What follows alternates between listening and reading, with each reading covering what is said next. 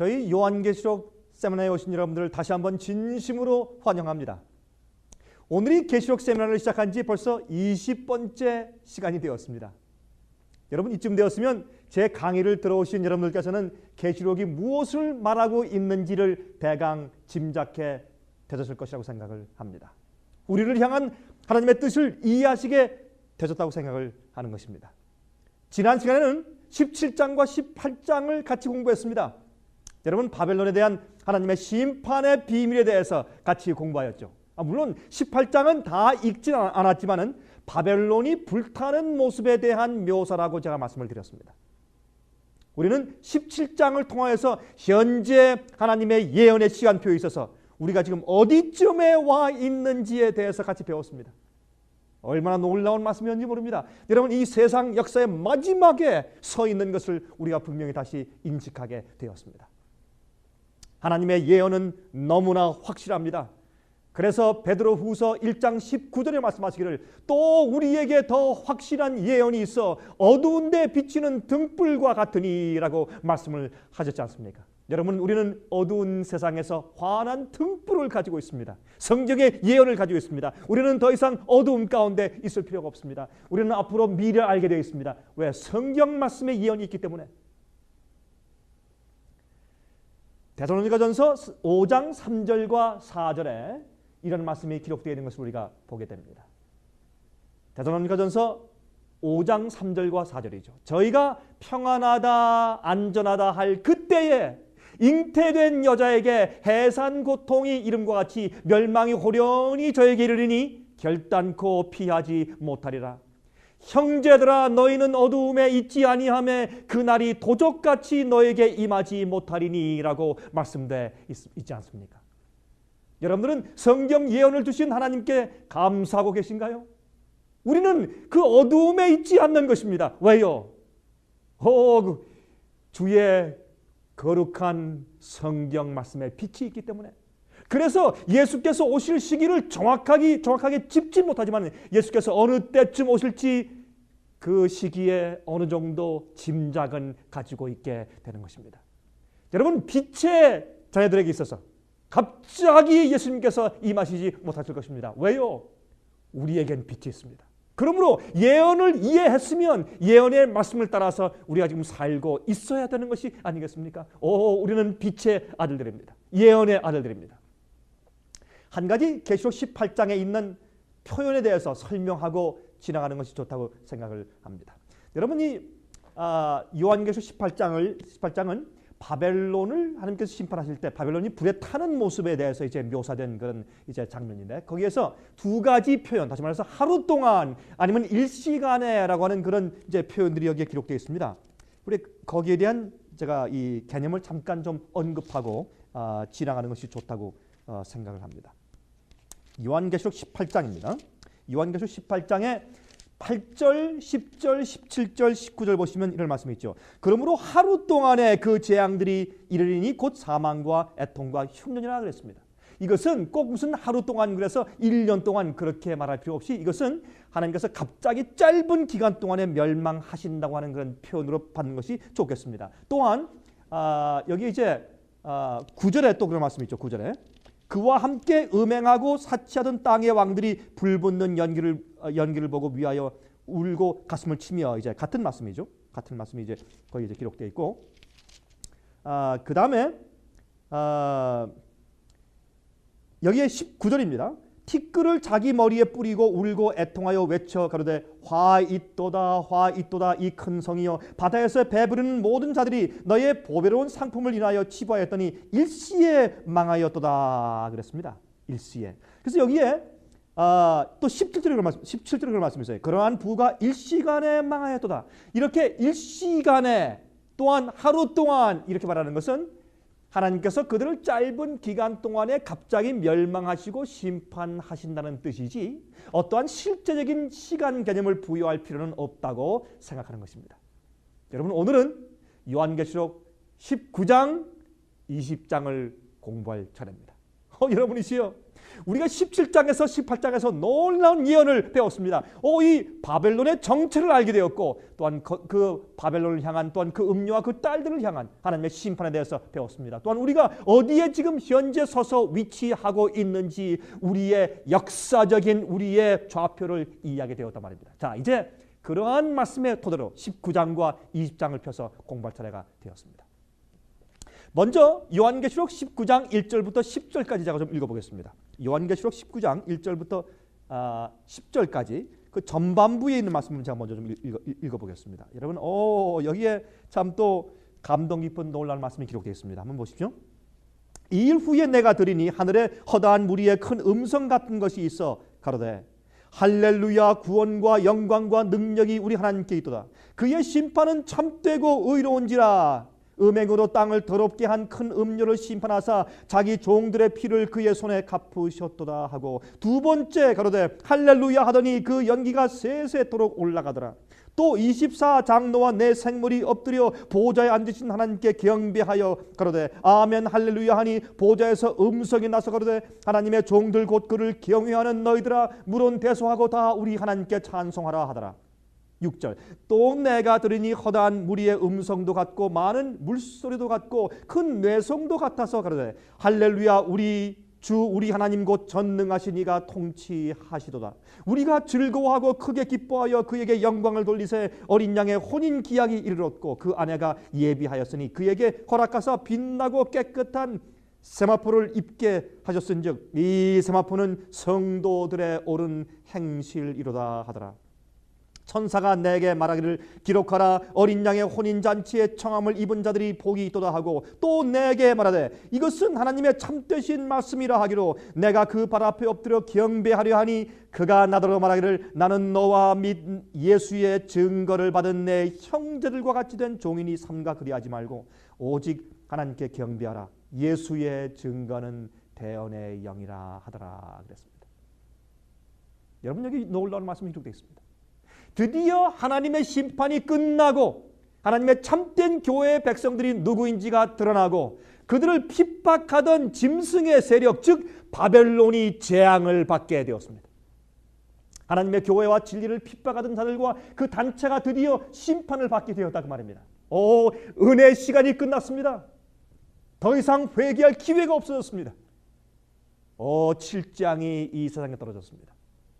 하나님과 그분의 진리에 순종하지 아니하고 짐승과 바벨론의 세력을 따르던 자들, 자기가 이 땅에서 살기 위해서 진리를 거역한 자들, 즉 짐승의 표를 받은 자들에게 재앙이 내려오게 되었다고 성경이 말합니다. 그 후에 하늘에서 드디어 하나님의 심판이 정당하고 의롭다라고 하는 찬송 소리가 들리는 장면을 우리가 지금 읽었다 그 말입니다. 먼저 여기 말씀 보면 이 장면 가운데 제일 먼저 천사들의 허다한 무리들의 찬송 소리를 우리가 듣게 되는 것입니다. 천사들이 이제 그 찬송을 부르죠. 여기에 무슨 찬송을 부릅니까? 그의 심판은 참되고 의로운지라, 음행으로 땅을 더럽게 한 큰 음녀를 심판하사 종들의 피를 그의 손에 갚으셨다고 찬송을 하는 것입니다. 예? 여러분, 그렇게 찬송을 했는데 그 음녀를 심판하셨다고 지금 설명을 했지 않습니까? 여러분, 계시록의 예언의 핵심은 무엇입니까? 바벨론 세력이 누구인가 하는 것을 지목해 주는 것입니다. 여러분, 다니엘도 마찬가지고 요한계시록도 마찬가지고 이 예언의 중심은 하나님의 진리를 핍박하고 주의 백성들을 핍박하는 그 세력이 누구인가 하는 것을 정체를 알려주는 것이고, 그때 또 그 핍박을 받는 참된 주의 교회가 누구인가 하는 그 두 가지 정체를 알려주는 것이 성경의 예언 가운데 가장 중요한 대목입니다, 여러분. 그런데 이렇게 이제 설명을 하신 다음에 17장과 18장을 설명하시고 19장에 이제 드디어 주의 심판이 의롭고 정당하다고 천사가 찬송을 부르는 것입니다. 그 찬송 소리가 날 때 그때 할렐루야라는 화답이 생기면서 그 연기가 세세토록 올라간다고 표현되었습니다. 이것은 표현이죠. 여러분, 하늘에서 하나님 보좌 앞에서 영원토록 연기만 올라갑니까? 이것은 주님의 보좌 주위에서 있는 놀라운 천둥 번개와 함께 연기가 올라가는 것을 표현한 것이죠. 여러분, 그 다음에 이런 장면 이후에 24 장로들과 내 생물들의 화답이 여기에 기록되어 있는 것입니다. 다시 말해서 4절 보니까 내 생물과 24 장로가 화답합니다. 다시 말해서 이 장면은 천사가 지금 찬송하면 24 장로와 내 생물이 화답하고, 천사가 찬송하면 화답하고 하는 놀라운 그런 찬송의 소리가 지금 하늘을 진동하고 있는 그 광경을 계시 가운데 지금 요한이 본 것입니다. 여러분 들으시오. 여러분과 제가 앞으로 하늘에 올라가서 이런 광경을 직접 볼 때 우리의 기쁨이 얼마나 크겠습니까? 여러분, 그 이후에 하나님의 보좌에서 음성이 나옵니다. 음성이 나오는데 여러분 보세요. 이 음성 가운데 이제 이런 말씀이 기록되어 있습니다. 5절에 보좌에서 음성이 나서 가로되 하나님의 종들 곧 그를 경유하는 너희들아 물론 대사하고 다 우리 하나님께 찬송하라 하더라. 이것은 예수님께서 하나님 아버지와 함께 서 계시다가 이렇게 큰 소리로 하나님께서 보좌로부터 말씀하시면서 하나님 아버지께 영광을 돌리게 하는 그리스도의 음성을 우리가 듣게 되는 것입니다. 여러분, 이 말씀 가운데 이제 6절 보겠습니다. 6절 보면 여기 이제 이 온 하늘이, 다시 말해서 천사들과 24 장로들과 내 생물들이 다 함께 합창을 드디어 부르는 광경이 기록되어 있는 것을 볼 수 있습니다. 드디어 하나님이 통치하시게 된단 말입니다. 제일 처음에 천사가 찬송했습니다. 나중에 24 장로와 내 생물이 화답했습니다. 그 다음에 예수님께서 화답해서 보좌에서 말씀하신 다음에 이제는 온 우주가 모든 거민들과 천사들과 24 장로와 내 생물이 전부 다 같이 하나님께 찬송을 부르는 그런 합창을 하고 있는 장면을 우리가 지금 보는 것입니다. 드디어 하나님께서 통치하시는 것입니다. 마귀의 기만이 다 드러나고 악인들이 심판을 받았습니다. 모든 피조물들의 마음속에서 섬길 자를 택하는 일이 다 끝났다 그 말입니다. 이제는 더 이상 하나님께 대한 의심이 없습니다.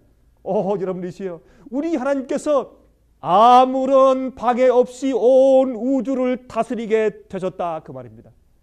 더 이상 이 우주에 반역이 없을 것입니다. 의심과 비난이 영원히 사라졌다고 찬양을 부르는 것입니다. 마귀의 유혹이 더 이상 없습니다. 죄가 없습니다. 악인도 없습니다. 이렇게 이제 하나님께서 다시 우주를 온전히 회복하신 것을 찬양하는 그런 모습을 우리가 이 요한계시록 19장에서 보는 것입니다. 그리고 나서 한 가지 중요한 사실을 바로 여기에 공포합니다. 드디어 어린 양의 신부가 준비되었다고 공포하는 것입니다. 여러분, 이 신부는 하나님의 교회를 상징합니다. 물론 개인들이 그 속에 다 들어있는 것이지요. 그러나 보시겠습니까? 여러분, 예수님의 어린 양의 신부는 어떤 한 개인보다는 하나님의 교회로 상징되어 있는 것을 요한계시록에서 볼 수 있습니다. 특별히 새 예루살렘 성이 예수 그리스도 어린 양의 신부라고 요한계시록은 기록하고 있습니다. 한번 보실까요? 요한계시록 21장을 제가 읽겠습니다. 요한계시록 21장 1절과 2절과 9절과 10절 제가 읽겠습니다. 한번 들어보세요. 또 내가 새 하늘과 새 땅을 보니 처음 하늘과 처음 땅이 없어졌고 바다도 다시 있지 않더라. 또 내가 보매 거룩한 성 새 예루살렘이 하나님께로부터 하늘에서 내려오니 그 예비한 것이 신부가 남편을 위하여 단장한 것 같더라 그랬습니다. 누가 단장했다고요? 신부가 누구를 위해서? 남편을 위해서 단장한 것 같다라고 표현했습니다. 자, 왜 그랬을까요? 자, 9절과 10절 읽겠습니다. 7 대접을 가지고 마지막 7 재앙을 담은 7 천사 중 하나가 나와서 내게 말하여 가로되 이리 오라, 내가 신부 곧 어린 양의 아내를 내게 보이리라 하고 누굴 보여준다고요?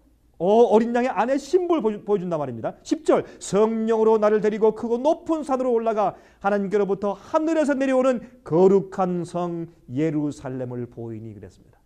그러므로 요한계시록은 새 예루살렘 성이 어린 양의 신부라고 표현합니다. 물론 그 성 속에 누가 들어갑니까? 깨끗한 품성, 다시 말해서 깨끗한 세마포 옷을 입은 주님의 거룩한 성도들이 들어가는 것입니다. 그러므로 모든 거룩한 성도들 자체가 예수님의 신부죠. 그러나 그 신부를 통틀어서 하나 지칭한 그 낱말이, 그 단어가 무엇이냐면 새 예루살렘 성이고, 또한 그것을 가리켜서 요한계시록 19장은 바로 어린 양의 신부가 준비되었다고 말하는 것입니다. 그 교회가 빛나고 깨끗한 세마포 옷을 입었다 그 말입니다. 교회가 정결케 되었다 그 말입니다. 진리가 승리하였습니다. 여러분, 오류를 퍼뜨리던 바벨론이 심판을 받았습니다. 교회가 진리로 정결케 되었습니다. 진리를 이해하는 것뿐만 아니고 진리로 거룩게 된 백성들이 생겼습니다. 하나님의 백성들이 죄를 승리하였습니다. 자기를 승리하였습니다. 마귀를 승리했습니다. 세상을 승리했습니다. 드디어 그들은 하나님의 법을 순종하는 자들이 되었습니다. 에덴 동산에서 하나님의 법을 불순종하여 타락한 인간들이 드디어 하나님의 법을 순종하여서 영원히 범죄치 않고 반역지 않는 사람들로 변화되었습니다. 이 세마포는 성경에서 아까 읽었지만은 뭐라고 말씀했습니까? 성도들의 옳은 행실이라고 지목했습니다. 무슨 뜻입니까? 아름다운 성품입니다. 우리의 성품, 우리가 타고난 성격 말고 우리의 성격을 토대로 예수 그리스도의 성령의 내재와 능력을 통해서 변화함 받은 성품을 말하는 것입니다.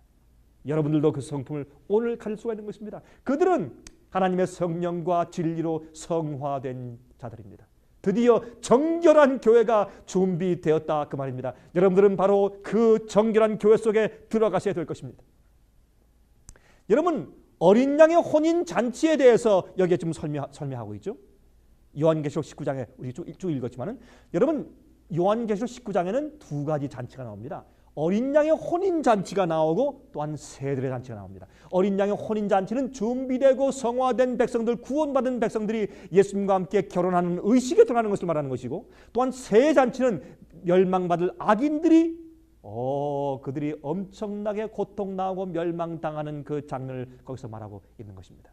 여러분, 성경은 예수께서 지금 하늘에서 새 예루살렘 성과 함께, 즉 하나님의 교회와 결혼식을 거행하고 있다고 표현하고 있습니다. 여러분 아십니까?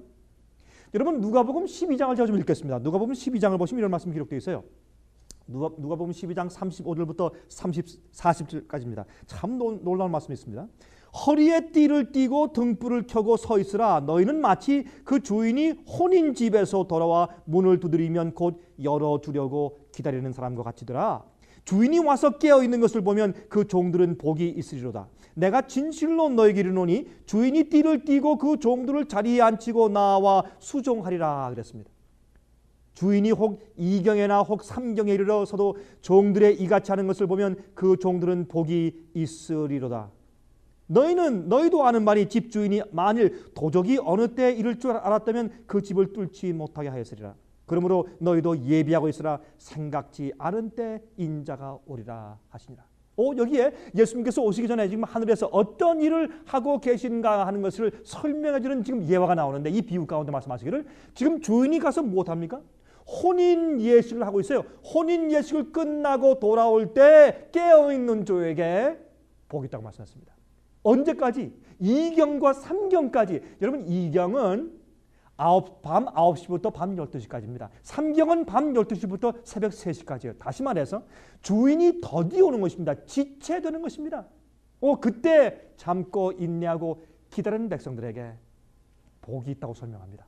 근데 그 주인이 어디에서 온다고요? 혼인 잔치에서 온다고 설명되었습니다. 여러분, 마태복음 25장의 열처녀의 비유를 아시죠? 열처녀가 기다렸지 않습니까? 신랑이 올 것을.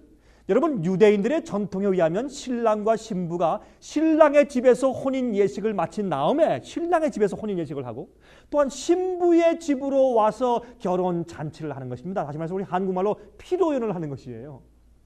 그때 신부의 집에서 신랑과 신부가 오기를 기다리고 있는 자들이 바로 열처녀인 것입니다. 열처녀가 등불을 들고 신랑이 이제 혼인 예식을 끝나고 돌아오기를 그 신부의 집 앞에서 지금 기다리고 있는 그 광경을 말하는 것입니다. 그런데 그 열처녀들이 등잔은 있었지만은 그들 가운데 5명 미련한 처녀가 무엇이 없었습니까? 기름이 없었습니다. 다시 말해서 성령의 역사가 없었습니다.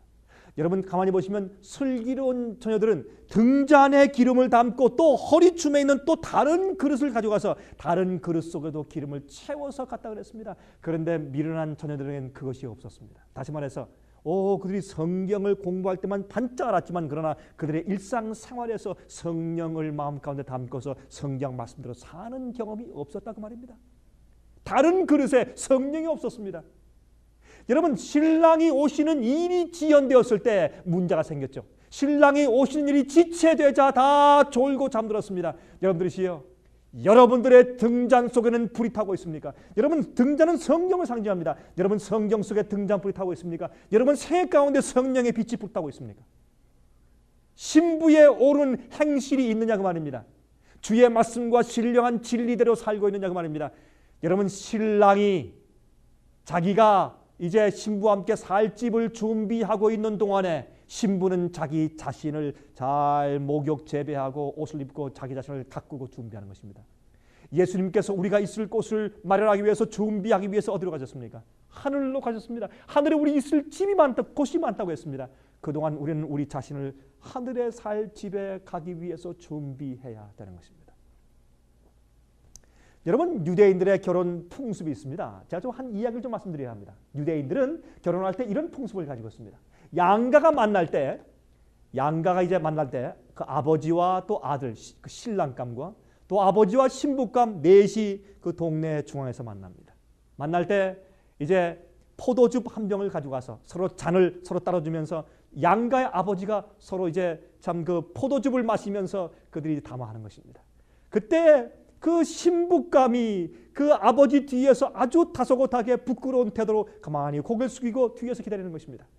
그때 이 신랑이 아버지와 함께 서 있다가 조용히 그 신부감한테 갑니다. 가서 이렇게 말합니다. 여보시오, 내가 평생 동안 당신만 사랑하겠소. 내 아버지 집에는 있을 곳이 많습니다. 내가 가서 내 아버지 집에 또 달아붙여서 또 우리가 살 방을 또 지을 것이요. 우리가 살 곳을 예비하면 내가 다시 와서 당신을 내 집으로 데리고 가서 나 있는 곳에 당신도 있게 해주겠소. 우리 결혼합시다. 그렇게 얘기하는 것입니다. 이것이 유대인들의 결혼 풍습이었습니다. 이 풍습을 따라서 예수님께서 요한복음 14장에 있는 재림의 허락을 말씀하신 것이었습니다. 오, 너희는 마음에 근심하지 말라. 하나님을 믿으니 또 나를 믿으라. 또 말씀하시기를 내 아버지 집에 있을 곳이 많다고 했습니다. 내가 가서 너희가 있을 곳을 예비하면 내가 다시 와서 너희를 데리고 가서 나 있는 곳에 너희도 있게 할 것이라고 약속했지 않습니까? 그것이 바로 재림의 허락이 아니겠습니까? 여러분이시여, 지금 우리가 예수님께서 우리를 데리러 오시기 위해서, 남편으로 오시기 위해서 준비하시고 있는 그 시간에 기다리고 있는 신부들입니다. 여러분, 주님께서 속히 오시는 것입니다. 여러분 준비되어 있습니까? 주님께서 오늘 밤에 오시면 여러분과 여러분 가정은 어떻게 될까요? 요한계시록 19장 10절이 또 중요합니다. 여러분, 요한계시록 19장 10절 가운데 있는 말씀을 한번 읽어보도록 하십시다. 아까 읽었지만 이렇게 말씀되어 있죠. 내가 그 발 앞에 엎드려 경배하려 하니 그가 나더러 말하기를 나는 너와 및 예수의 증거를 받은 내 형제들과 같이 된 종이니 삼가 그리하지 말고 오직 하나님께 경배하라. 예수의 증거는 대언의 영이라 하더라 그랬습니다. 여러분, 이 대언의 영을 잠깐 좀 설명을 해드리겠습니다. 자, 여러분, 이런 내용입니다. 이 대언의 영은 하나님의 선지자가 가지고 있는 영입니다. 제가 왜 그렇게 설명드리는가? 좀 이렇게 설명드리는 것을 자세히 좀 들어보셔야 합니다. 요한계시록 12장 17절 이런 말씀이 있었죠. 요한계시록 12장 17절에 용이 여자에게 분노하여 돌아가서 그 여자의 남은 자손 곧 하나님의 계명을 지키며 예수의 증거를 가진 자들로 더불어 싸우려고 바다 모래 위에 서더라 그랬습니다. 그렇죠? 이것은 마지막 하나님의 백성, 여자의 남은 자손들의 특성 가운데 하나로 설명되어 있지 않습니까? 근데 이 바로 예수의 증거가 대언의 영이라, 성령의 말씀을 대신해서 전달해주는 대언의 영이라고 설명되어 있습니다. 그런데 이 말씀이 지금 보니까 사도 요한이 계시 가운데 보니까 지금 어마어마한 사건이 벌어집니다. 마음 가운데 깊이 감동을 받았습니다. 그래서 어떻게 했습니까?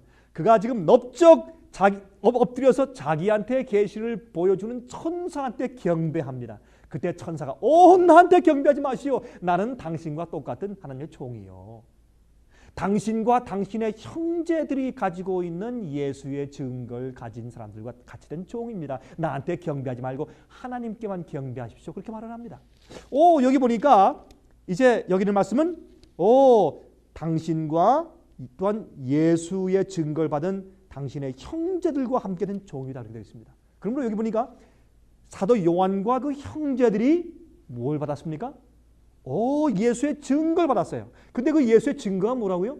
성령의 지시를 대신 말해주는 대언의 영의 특권이라고 말씀하는 것입니다. 자, 요한계시록 22장을 가서 봅니다. 22장 8절과 9절 보시면 이런 말씀이 있어요. 이것들을 보고 들은 나는 나 요한이니 내가 듣고 볼 때 이 일을 내게 보이던 천사의 발 앞에 경배하려고 엎드렸더니, 또 말이죠. 또 계시 가운데 놀래서 사도 요한이 또 너무 황홀하니까 그만 천사 앞에 또 넙죽 엎드려 경배하려고 하니까 천사가 말합니다. 9절, 저가 내게 말하기를 나는 너와 내 형제 선지자들과 또 이 책의 말을 지키는 자들과 함께 된 종이니 그리하지 말고 오직 하나님께 경배하라 하더라. 다시 또 무슨 말씀을 합니까? 천사가 나한테 경배하지 마시오. 나는 그저 당신과 당신의 형제 누구요?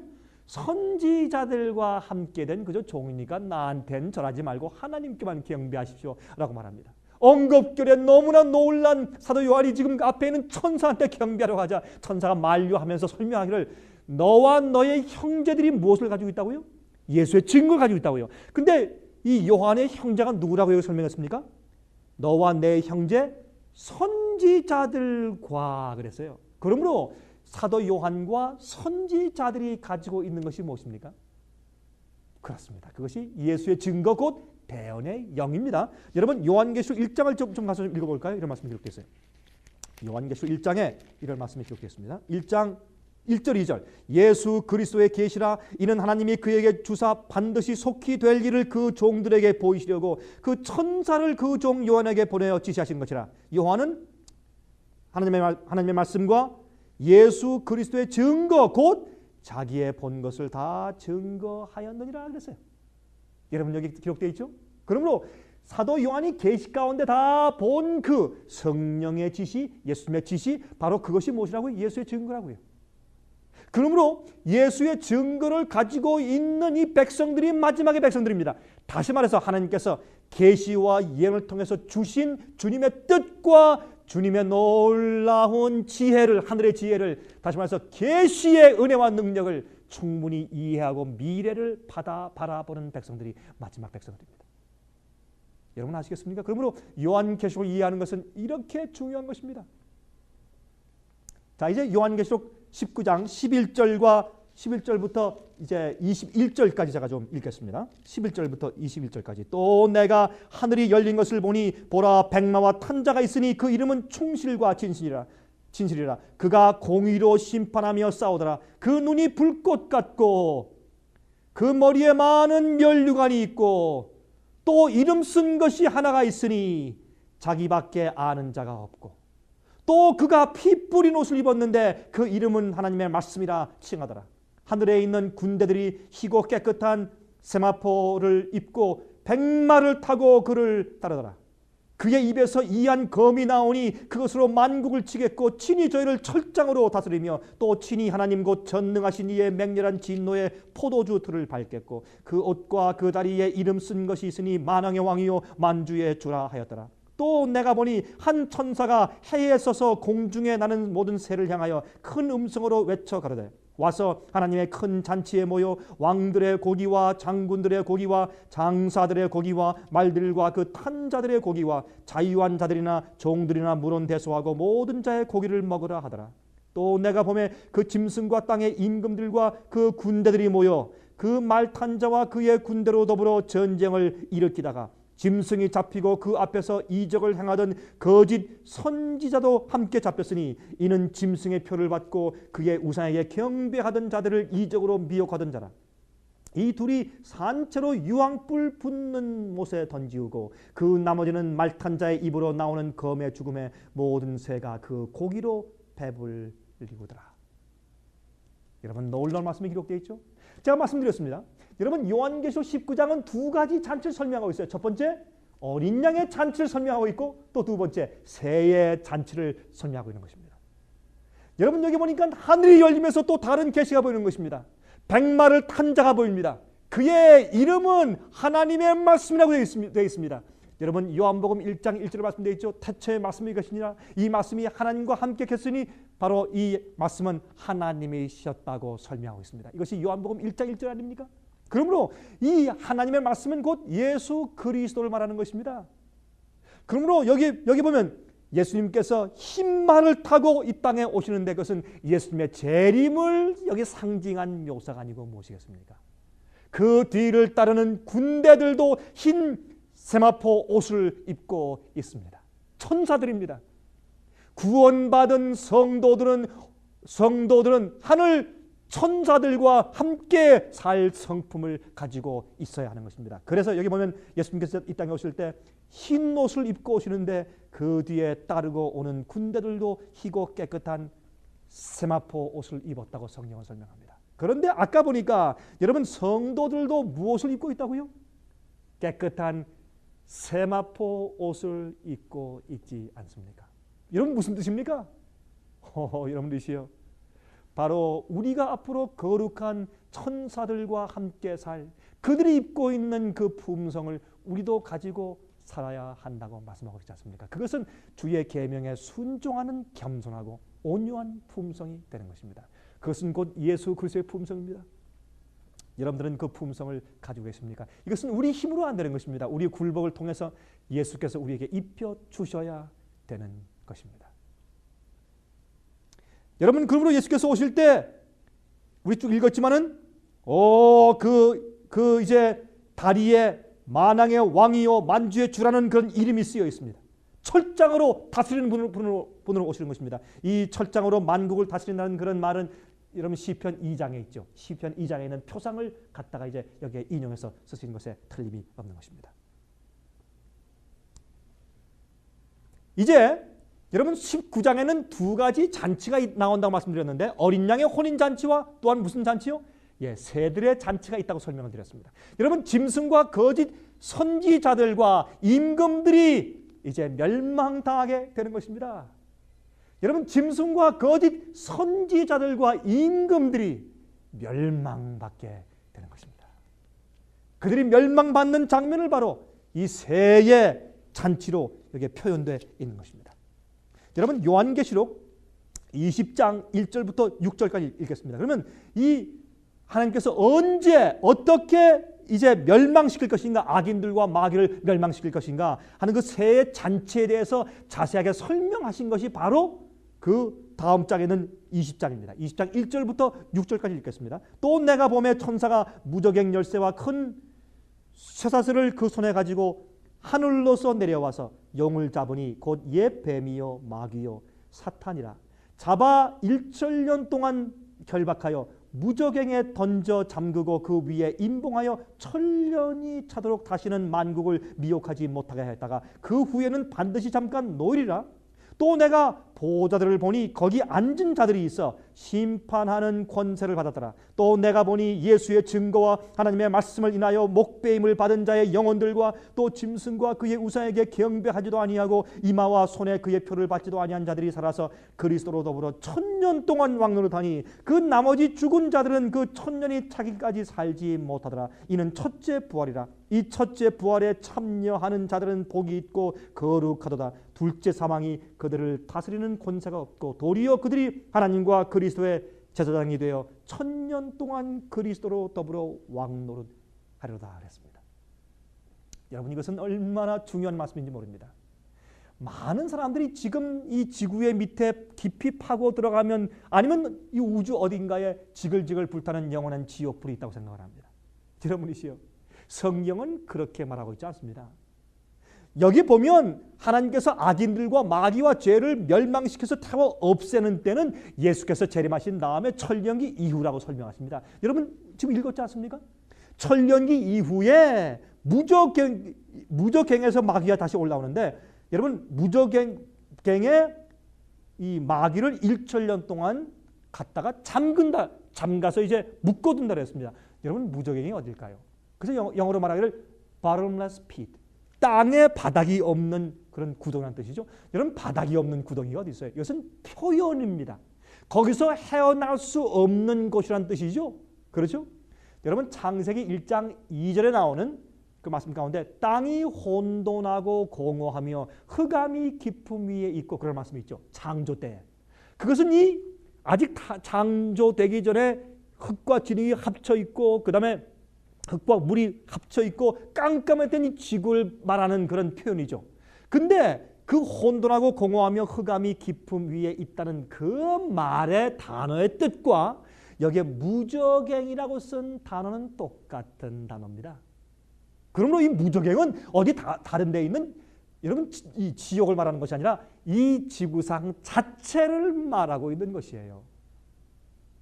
악인들은 다 죽어서 땅속에 다 묻혀 있고 더 이상 마귀가 미혹할 사람들이 없는 것입니다. 이 황폐된 완전히 황폐되고 불에 타버린 이 지구 가운데 천년 동안 그러한 혼돈하고 공허하고 깜깜한 창조되기 이전 같은 그런 지구에 마귀와 악한 천사들이 거기에 천년 동안 갇혀 있다, 그런 뜻입니다. 그것이 훨씬 더 합리적인 이야기 아닙니까? 여러분 19장의 새해 잔치는 언제 있게 될 것일까요?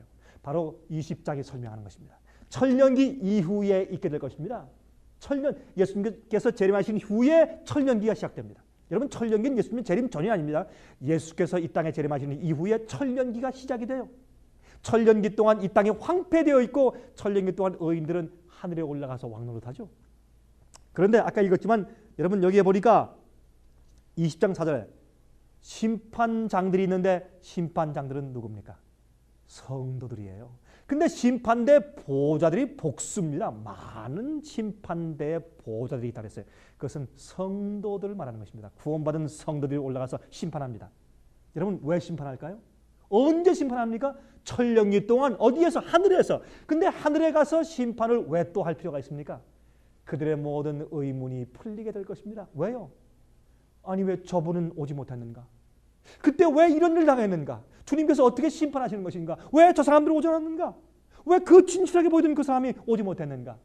왜 우리 부모님들은, 우리 친구들은, 아니 저 목사는, 이렇게 해서 우리 마음 가운데 있는 모든 의문들을 주님께서 풀어주시기 위해서 책을 펼쳐서 기록을 통해서 우리에게 다 설명해 주시는 것입니다.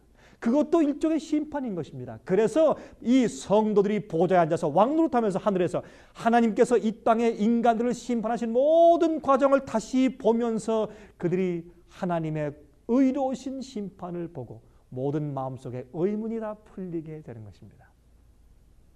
여러분 그 심판 광경이 바로 요한계시록 20장 7절부터 15절에 기록되어 있는 것입니다. 읽어보십시다. 자, 요한계시록 20장 7절부터 15절까지 읽겠습니다. 천년이 참에 사탄이 그 옥에서 놓여 나와서 땅의 사방 백성 곧 곡과 마곡을 미혹하고 모아 싸움을 붙이리니 그 수가 바다 모래 같으리라.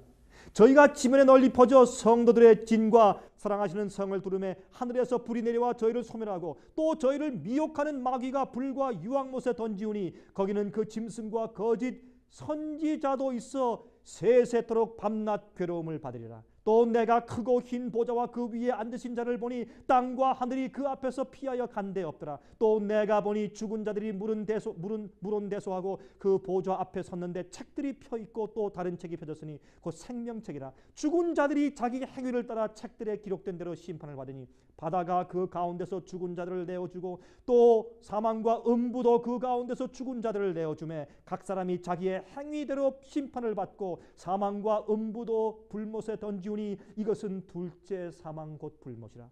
누구든지 생명책에 기록되지 못한 자는 불못에 던지우리라. 여러분 천년기 후에 죽은 악인들이 부활합니다. 그 옥에서 놓여 나오는 것입니다. 여러분 옥은 여기서 옥이라고 설명되어 있지만 옥은 감옥은 죄의 감옥인 이 세상을 상징합니다. 특히 무덤을 상징하죠. 여러분 이사야 42장 7절 보시면 내가 소경의 눈을 밝히며 갇힌 자를 옥에서 이끌어내며 흑암에 처한 자를 간에서, 감옥 간자죠, 간에서 나오게 하리라 말씀되어 있지 않습니까? 시편 142장 7절 내 영혼을 옥에서 이끌어내사 주의 이름을 감사케 하소서라고 말씀되어 있습니다. 여러분 또한 베드로후서 2장 4절입니다. 하나님이 범죄한 천사들을 용서치 아니하시고 지옥에 던져 어두운 구덩이에 두어 심판 때까지 지키게 하셨으니 라고 해서 지옥에 던졌다고 했습니다. 그런데 똑같은 말씀을 요한계시록 12장 9절에는 말씀하기를, 요한계시록 12장 9절에는 큰 용이 내어 쫓기니 옛 뱀이라고도 하고 사탄이라고도 하는 온 천하를 꾀는 자라 땅으로, 어디로요? 땅으로 내어 쫓기니 그의 사자들도 그와 함께 내어 쫓기니라 그랬습니다. 그러므로 한편에서는 지옥에 그랬고 한편에서는 또 어디에? 땅으로. 그렇게 표현했습니다. 그러므로 사실은 지옥에 내어 쫓겼다는 것은 바로 이 지구상을 말하는 것입니다. 그래서 요한계시록 20장의 옥은 바로 이 땅을 의미한다는 것을 우리가 알 수가 있죠. 이것을 많은 사람들이 오해하는 것입니다. 이교의 개념을 가지고 기독교에 가져와서 자꾸 오해하는 것입니다. 여러분, 곡과 마곡은 부활한 악인들의 무리에 대한 상징 언어입니다. 여러분, 구약에 나오는 북방에 있는 이방 족속들을 칭하는 용어가 곡과 마곡이었죠. 그것을 가져다가 여기에 사용한 것입니다. 그런데 보세요. 여기 보니까 유황불이 언제 내려옵니까? 언제 내려와서 악인들을 태웁니까? 우리가 읽었죠? 천년이 참에 예수님께서 재림하신 다음에 또한 천년기 지난 다음에 무엇이 옵니까? 드디어 유황불이, 지옥불이 하늘에서 떨어져서 마귀와 악한 천사와 악인들을 태워서 죄와 함께 죽음까지 태워서 없애버리는 것입니다. 이것이 천년기 이후에 지옥불이 이 땅에 내려오는 것이에요. 그렇죠? 바로 이게 심판하는 장면이 기록되어 있습니다. 그들이 이제 주의 성을 향해서 마지막으로 이제 부활한 악인들이 마귀와 함께 공격해 올 때, 그때 끝까지 회개치 않은 그들에게 하늘에서 불이 떨어지는 것입니다. 여러분, 지금 지옥이 있는 것이 아닙니다. 사도행전 24장 15절에 말씀하기를 저희의 기다리는 바 하나님께 향한 소망을 나도 가졌으니 곧 의인과 악인의 부활이 있으리라 함이라 그랬어요. 그렇죠?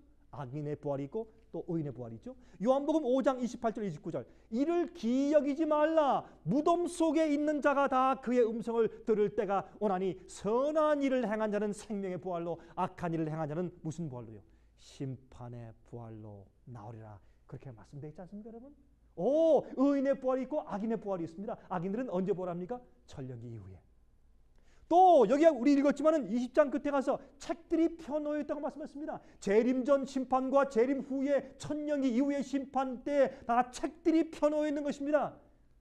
음부가, 다시 말해서 무덤이 그들의 시체를 다 내어줍니다. 악인들의 부활이 예수님의 재림 이후에 천년기 이후에 있습니다. 의인의 부활은 예수께서 오실 때 있지만 악인의 부활은 천년기 이후에 있는 것입니다. 악인들의 부활이 있습니다. 그때 사망과 음부도 불못에 다 던져서 태우는 것입니다. 더 이상 죽음 자체도 없어진다 말입니다. 사탄과 악인들과 죄가 영원히 사라집니다. 여러분들은 준비되어 있습니까? 여러분, 죽음 후의 상태와 지옥 문제에 대해서 더 자세히 아시기를 원하시는 분들이 계시면 저에게 전화하십시오. 제가 강의한 비디오 테이프를 신청하시 바랍니다. 그래서 더 이상 여러분 마음 가운데 우리가 죽은 다음에 우리 영혼이 어떻게 되는가, 또 지옥이 어디 있으며 언제 있을 것인가 하는 이 지옥 문제와 우리 영혼의 문제에 대해서 더 이상 마음 가운데 오해가 없으시길 바랍니다. 성경은 분명히 말씀하고 있습니다. 더 자세히 아시고 싶은 분들은 저에게 전화하셔서 그 비디오를 신청하십시오. 여러분들이시요, 요한계시록 20장은 분명히 말하기를 악인들이 마지막에 천년기 이후에 부활해서 마귀와 함께 그들이 불못에 던져서 영혼이 불타서 없어진다고 설명되어 있습니다. 예수님 속히 오십니다.